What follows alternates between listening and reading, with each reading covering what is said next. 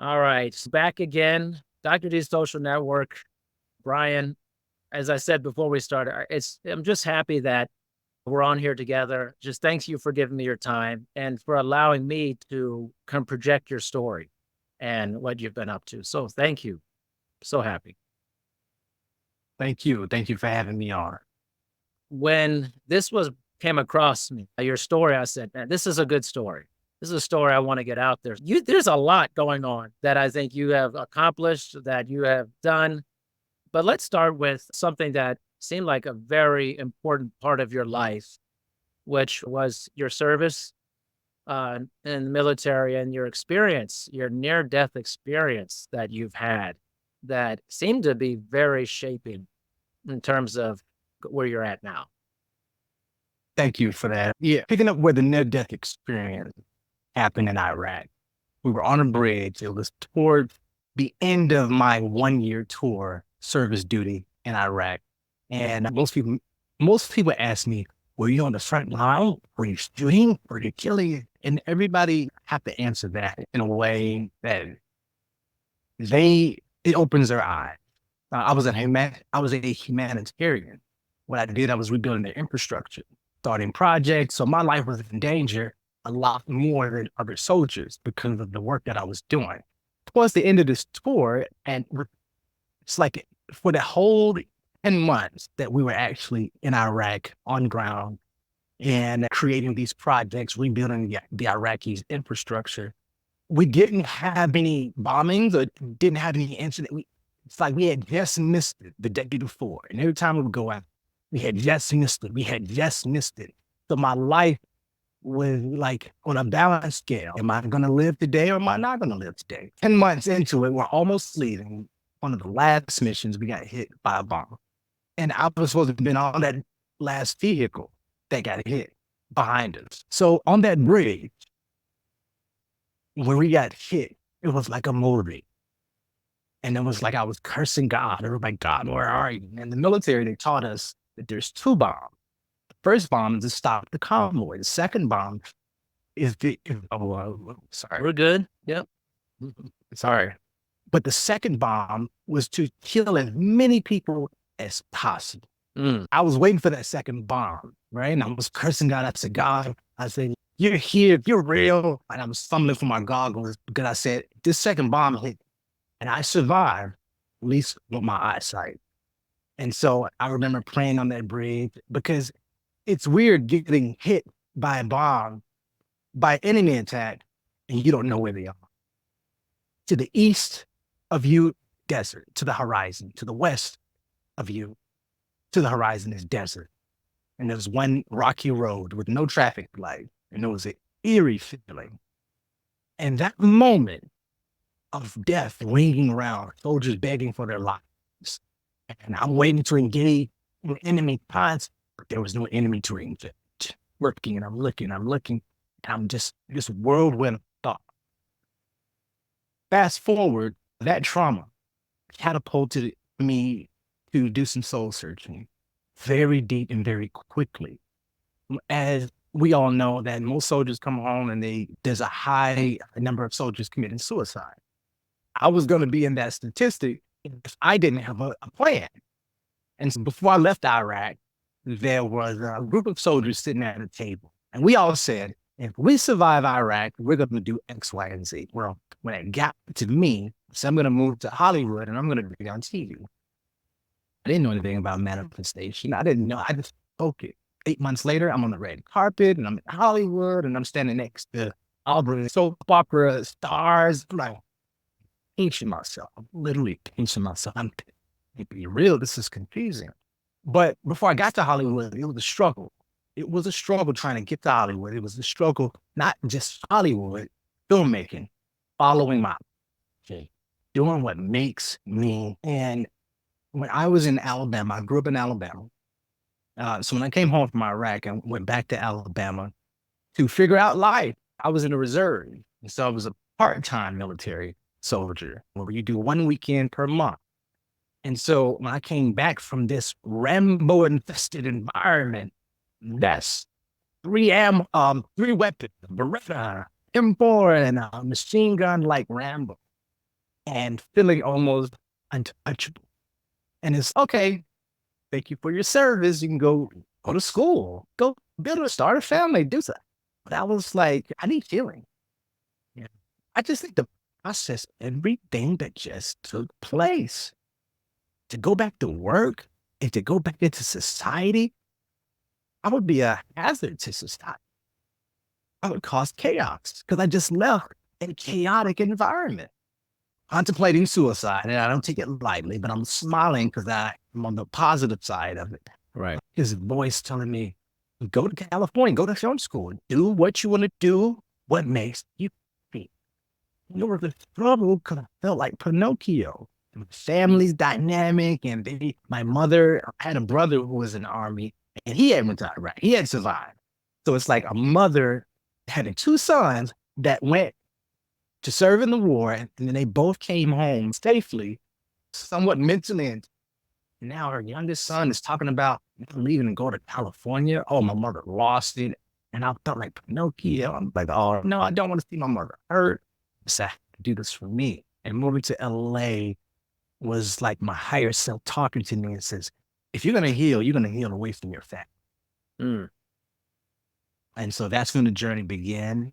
And in 2013, November, I remember landing the floor of my apartment in Koreatown in Los Angeles, California. And I was there, and I had just got laid off my entertainment job that I was working. And I said, I got a nice unemployment check coming. And I was like, coming from Alabama, I said, I'm not possible for this. No?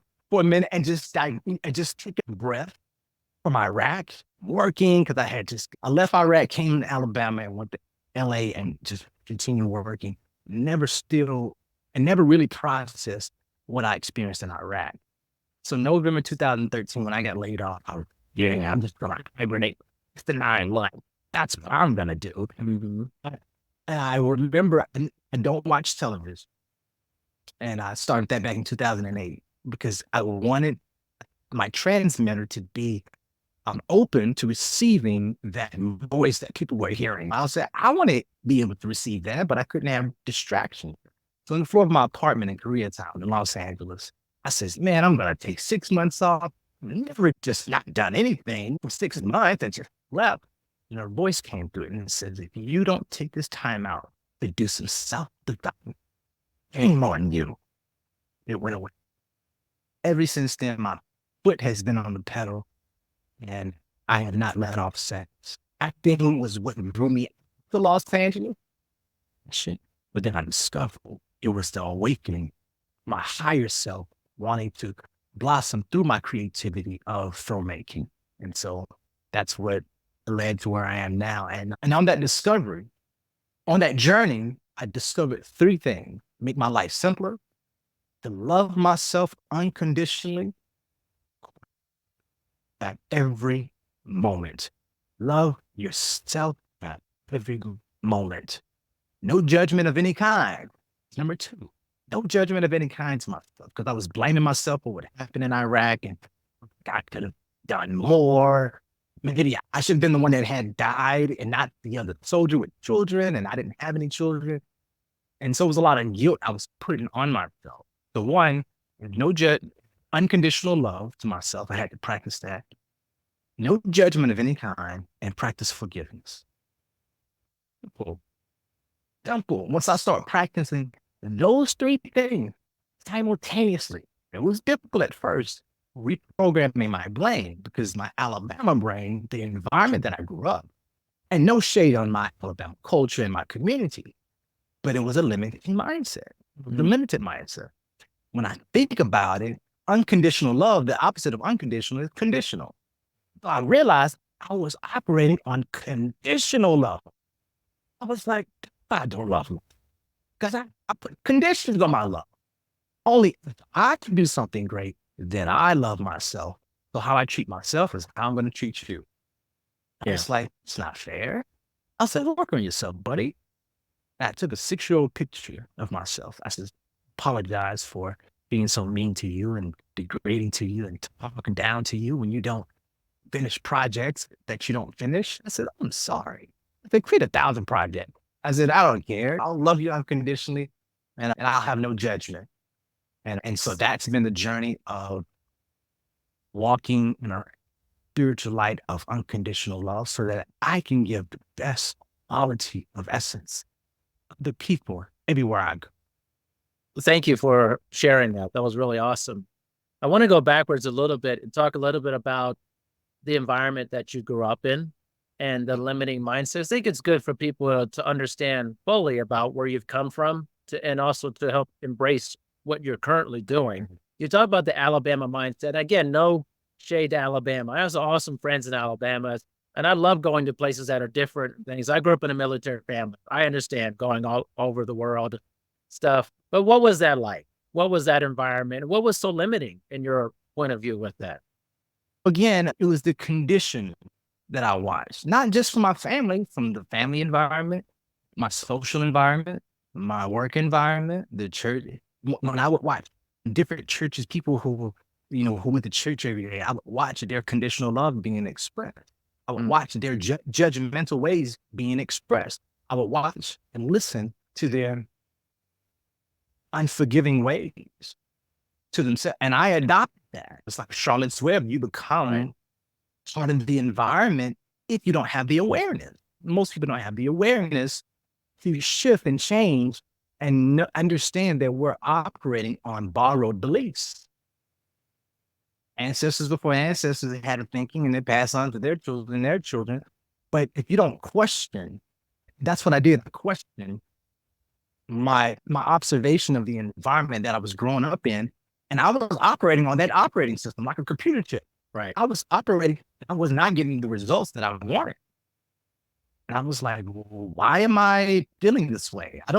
Why do I not have solutions to the problems that arise in my life? I'm a man. I feel like I'm a Black man. I need to be strong and I can't be out here working weak.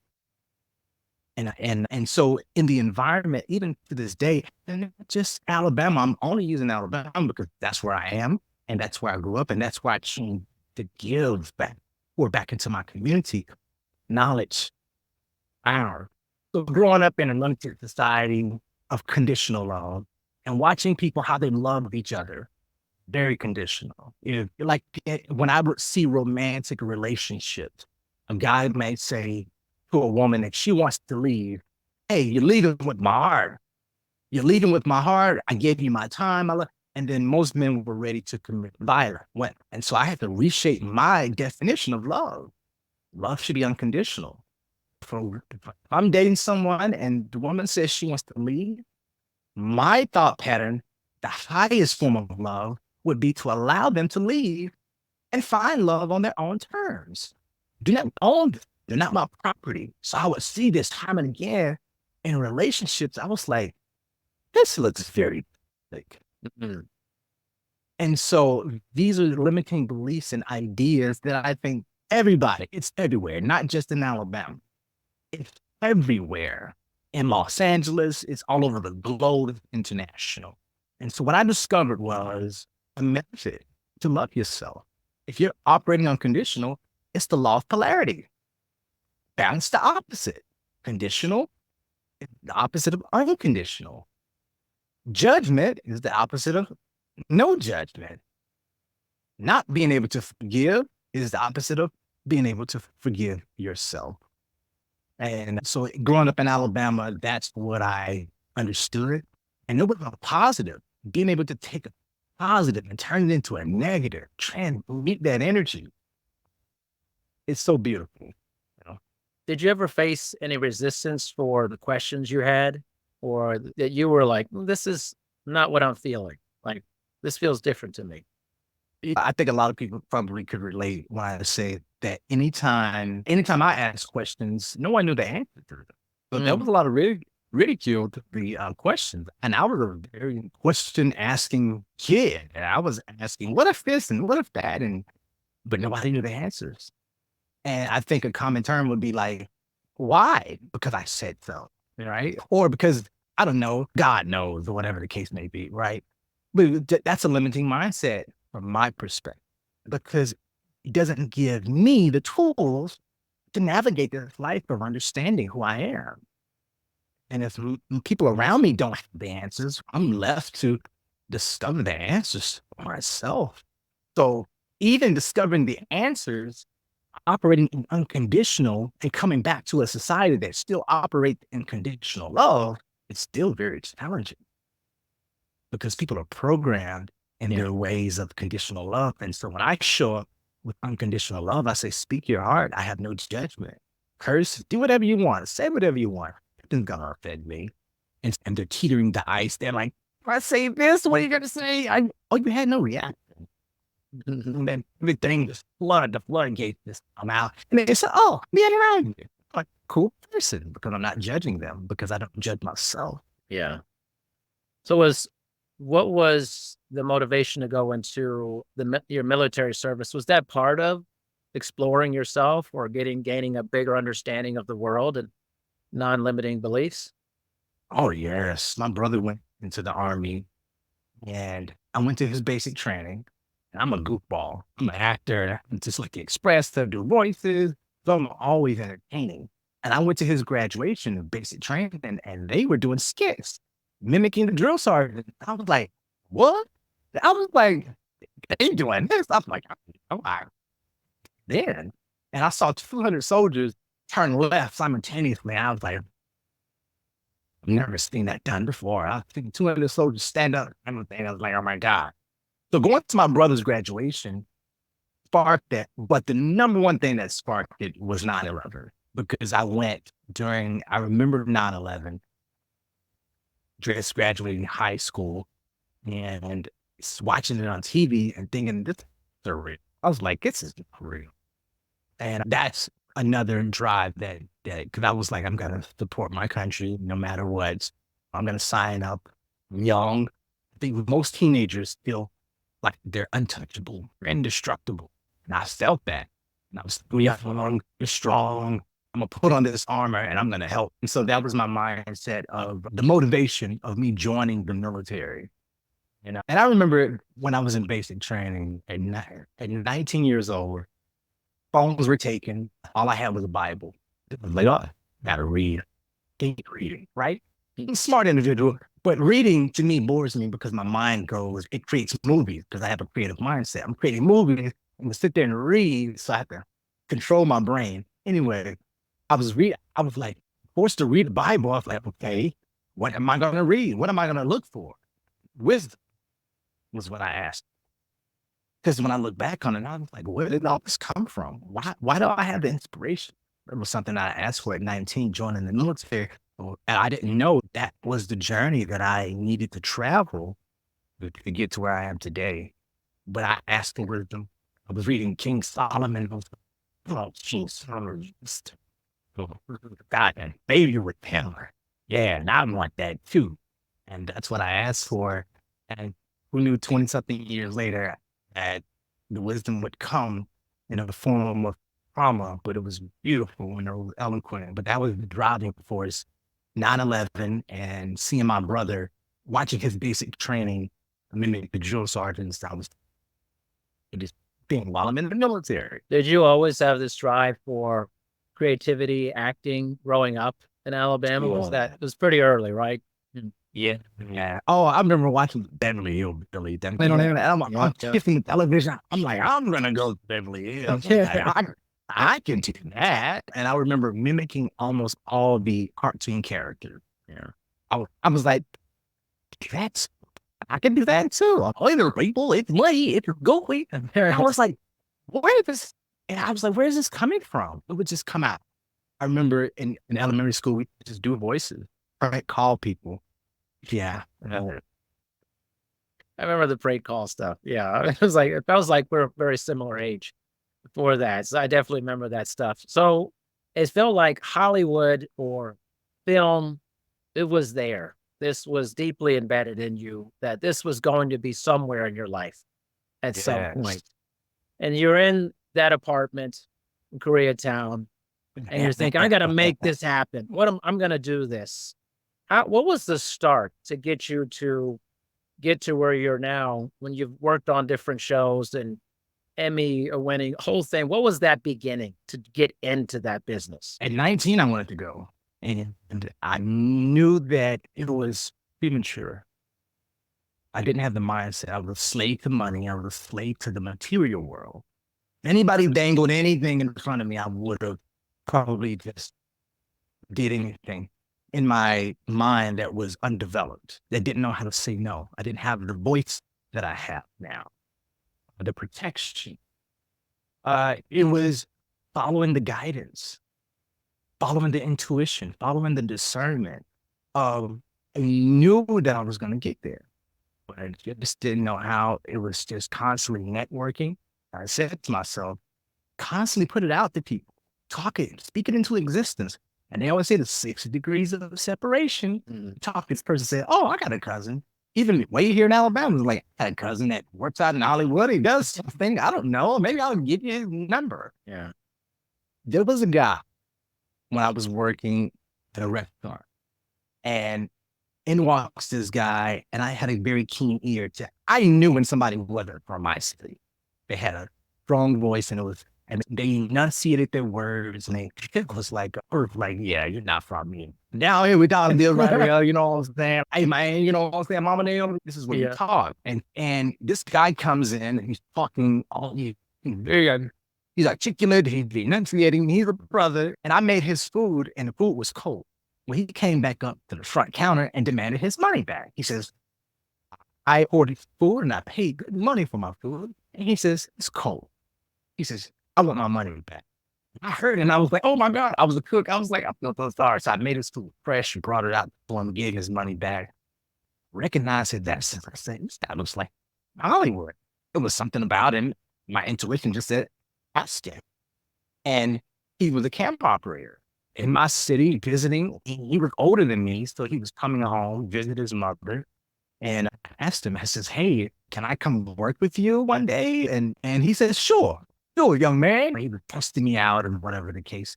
And he let me come out to the Grammy Award in 2006 and be his camera assistant. And I got the chance to ride Carrie, Fantasia when she first came out, Chris Brown, and Kanye, Jamie Foxx, and I watched Madonna. And I was like, oh my God, I was like, I'm here. And I got my first taste of just being in the entertainment industry through him by way of my own city, just being aware and just asking. And that, him allowing me to come out to California from over short periods of time, grew my desire to think I can achieve it. And so that was the foundation of me actually coming into the business of Hollywood, and the rest of the history. Acting, I would do Tyler Perry. I would drive to Atlanta and I would be an extra on Tyler Perry's House of Pain. And people would say, hey, I saw you on TV. I was like, oh, you did? I was like, oh, I'm inching close to that Hollywood fame, baby. Yeah. I'm getting there. And it was like, just moving with the excitement, enthusiasm, and just learning, constantly listening to my intuition, and not listening to my intuition, yet learning. And I just never gave up. And do have a cousin, Blair Underwood. He's a cousin of mine. And I think the resemblance. A little, yeah. People say, seriously, yeah. People say that. I do get it a lot. But I was like, he could do it. I could do it. And it was just being people that was part of my family. And I was like, do it. I'm going to do it. And so it was networking and just basically using my intuition to guide, discernment that I had. And connected with a producer that got me on Read the People with Gloria Allred. That was my first acting job when I made it to Hollywood. Was a bailiff on a court show called We the People with Gloria Allred, under the production of Byron Allen. And I was a bailiff. I was a bailiff, enjoyed it. I was like, wow. I went from Iraq to now on TV. I said, this is amazing. I said, wow, things are happening. Things are working in my favor. And Byron was so great to me. And he asked me, he said, young man, he knew I just came back from Iraq. He says, I like what you're doing. He says, what else can I do for you? And I was like, I want to do some camera operating and some more acting. He said, consider it done. I was like, wow. I said, it's easier than that. And the rest is history of just saying yes to everything that was asked of me. Because I was learning. I was collecting knowledge that I was going to take back to Alabama and build my own empire. Yeah. When you say networking, would love to dive a little bit deeper into what you mean by that. Because I think there's a connotation sometimes negative about networking for that. But what does that mean for you, networking, that was positive? The networking that was positive for me was listening to my intuition say, get on the site, you might find somebody. And I did. Look for this, look for that, look for this person, look for people in Los Angeles area. And even from dating sites, I would be on dating sites and I would only be looking at people from Los Angeles. And I would connect with women who were working, who had on their profiles, they were in the industry. And when I connected, we talked, and that was part of my networking. I had no limitations to how I was networking. And so even that opportunity led me to Byron Allen. And so that's from my experience. And so I just followed my intuition of just being an investigator in my own right. Everybody's an investigator to a degree. Everybody could find information they wanted to. So my networking was basically telling everybody that I came in contact with what my intentions were. And that, again, they would say, I have a cousin who lives in LA. I don't know what he does, but I can give you his number. And that was another form of networking that I discovered. I love that. Thank you for that. I appreciate it. I want to know, in your thought process, how people can listen to their intuition more keenly. You can listen to your intuition more keenly by minimizing the noise. There's a lot of distractions around driving. You have to think about it. We're doing more than one. We're driving, we're playing defense, we're playing offense, and some of us are talking on the phone and we're listening to the radio. That's a lot of distractions if we are aware of it or not. And so we're multitasking. The brain is all over the place. Can't even really think properly. So to properly listen to your intuition and have that discernment, there needs to be your antenna, your awareness needs to, your minimizing distractions gonna be ideal to hearing your inner self.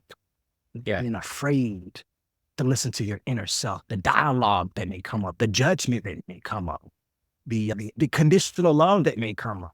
And say, you didn't do this and you're this. The lack of forgiveness may come up, or the past experiences, the trauma may come up. I had trauma as a kid and I'm still dealing with it.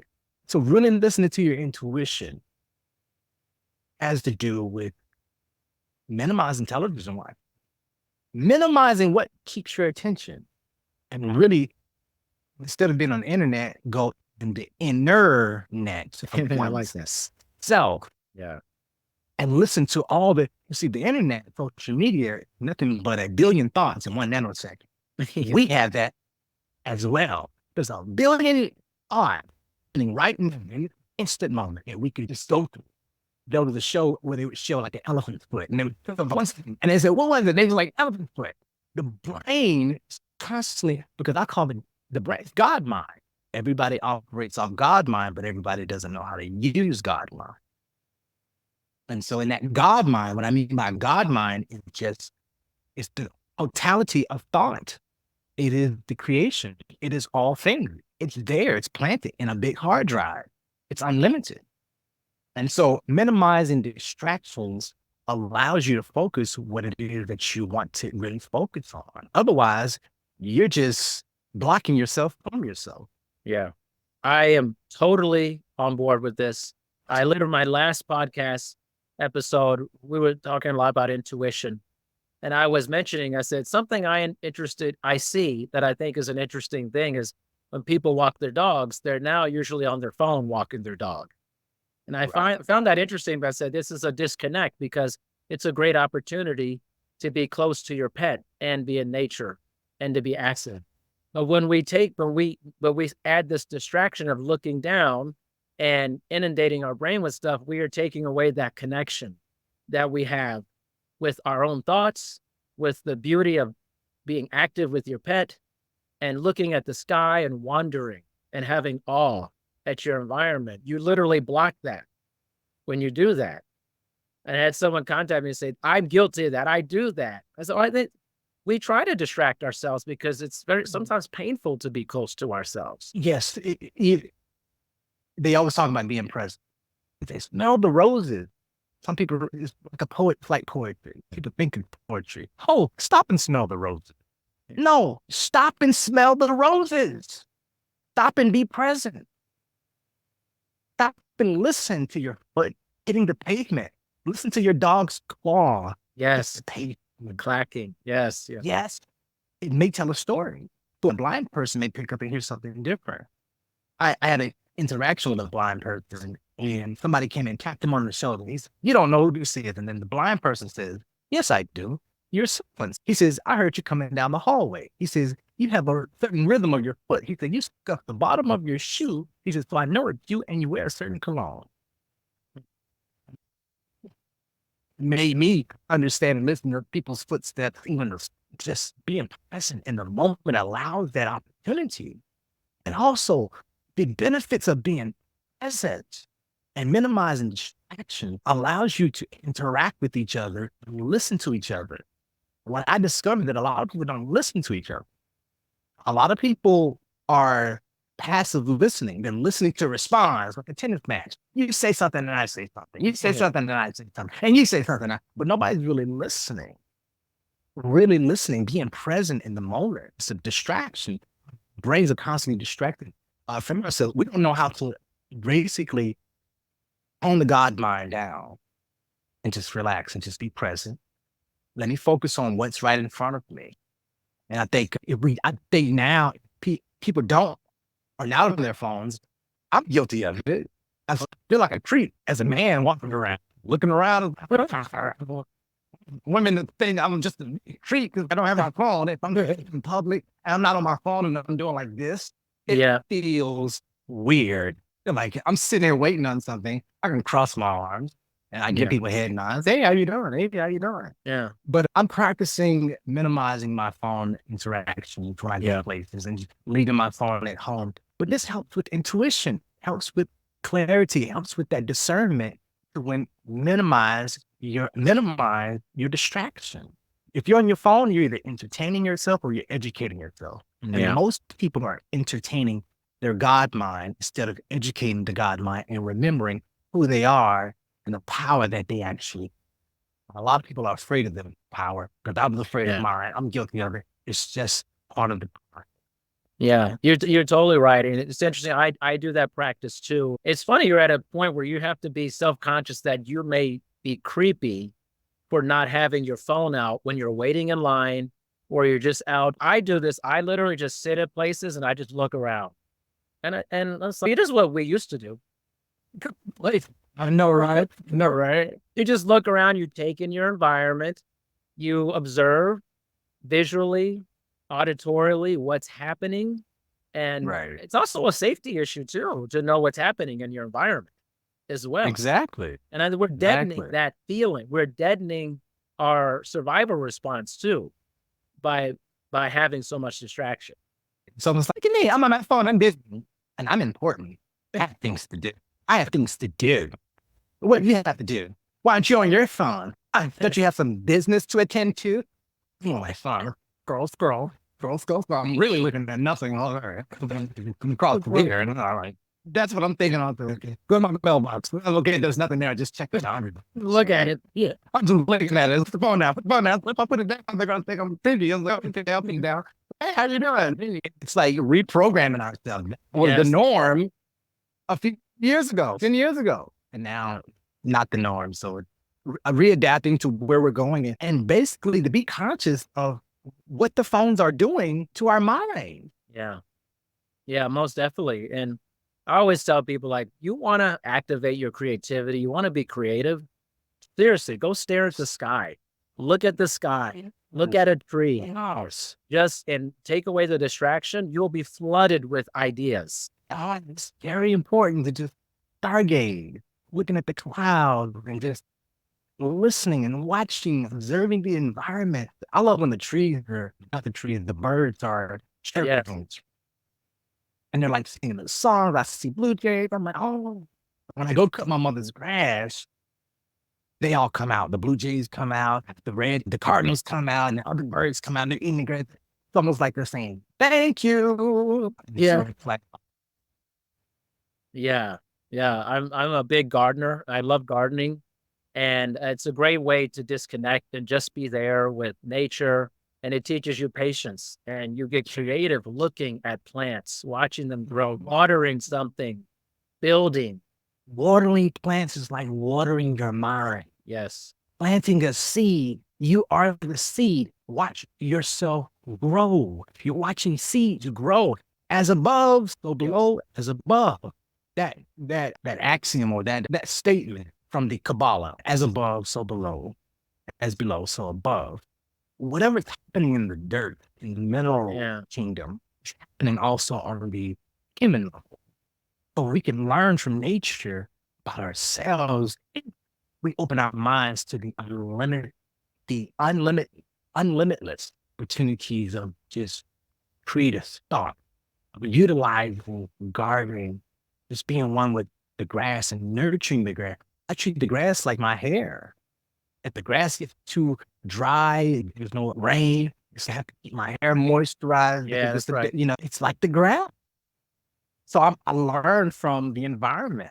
Yeah, no, I agree. I think the environment teaches us so much. The cycle of living and dying and growing and changing and building. It's just like you said, the antenna has to be up. If you want to get a good signal, you have to clear all of the barriers around the signal.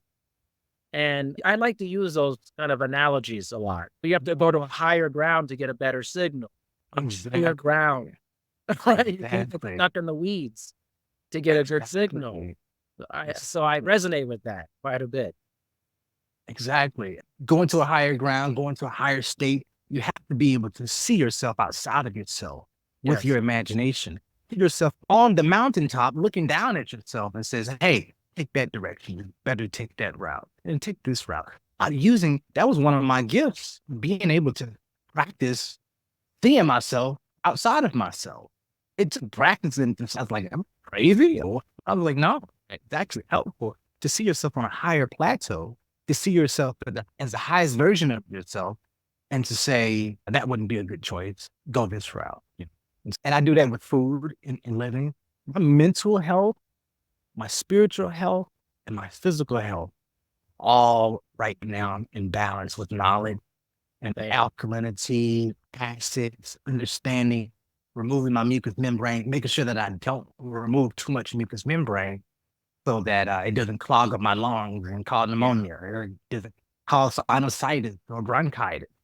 So I'm aware of just the health and staying in balance. Balance is the highest form of knowledge that I've found on my journey. It's about balance with everything that we thoughts are mental.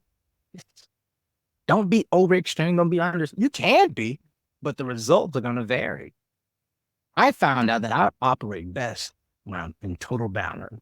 I'm speaking at a certain level. I'm thinking at a certain level of balance and peace and harmony. I'm not reacting and then thinking later. I used to, but I still have to practice that. Not reacting, pause. Okay, be balanced. And so being the light, people to mimic. And I always say, greatness will be mimicked. Yes. Oh, for sure. That being the light, that's a daily prayer for me is be a light to others, be a light. And I think that we struggle in our larger society because I feel like sometimes it feels like you get rewarded for not being a light. And what is that reward? Like that is subjective. Is a click a good reward? Is attention, even if it's negative, a good reward? We have to shift this, reframe. We look at a light as not actually a very viral thing. Okay, Right. you're a nice person, but over here, there's all this controversy.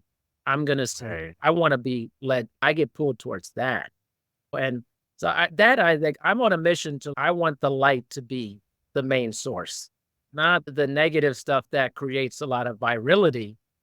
But listen, being a light, it takes a lot of work.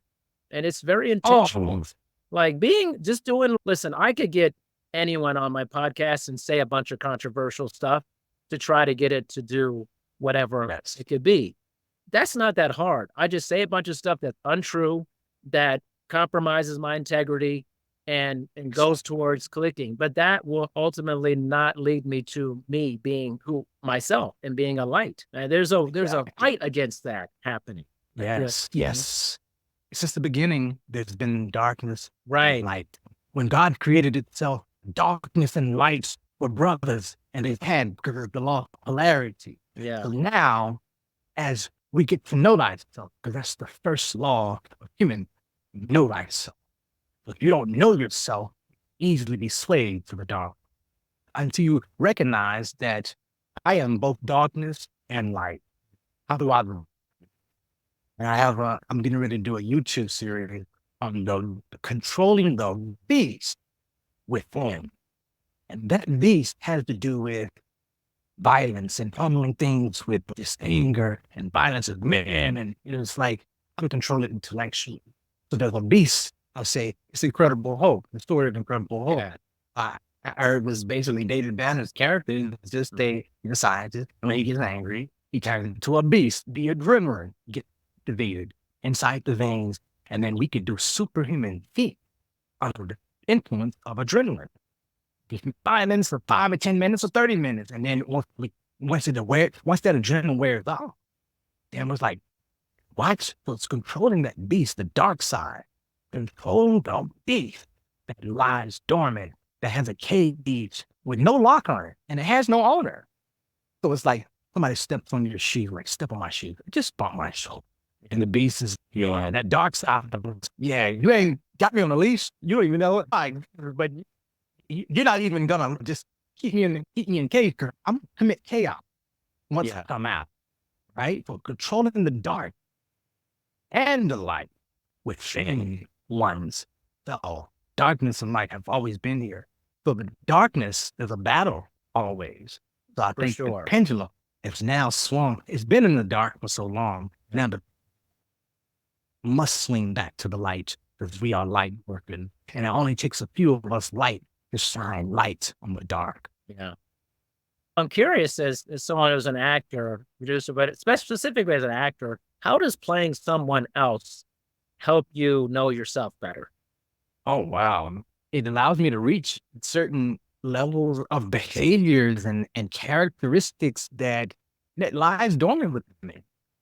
And I understand, I believe that we are all from the source, which is all things. So it allows me to play with the different variations, different extensions, and different levels, stretching myself.